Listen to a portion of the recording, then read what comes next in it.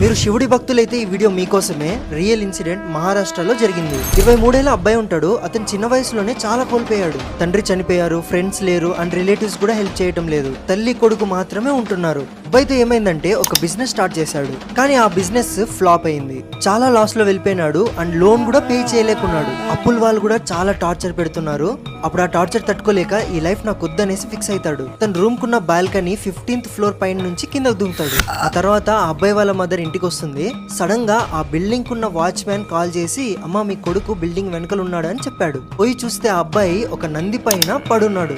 అబ్బాయిని నీళ్ళు కొట్టి లేపుతారు. ఏమైందని అడిగితే, అమ్మా నేను నా ఫ్లోర్ నుంచి దూకానని చెప్పాడు. కానీ అక్కడ ఉన్న వాళ్ళు ఎవ్వరు నమ్మరు. సరే అనేసి వాళ్ళు సీసీటీవీ కెమెరా చూస్తారు. చూస్తే అబ్బాయి ఏ నంది మీద అయితే పడినాడో ఆ నంది ఆ బిల్డింగ్ లోపల వస్తున్నట్టు గానీ వెళ్తున్నట్టు గానీ సీసీటీవీ కెమెరాలో రికార్డ్ అవ్వలేదంట.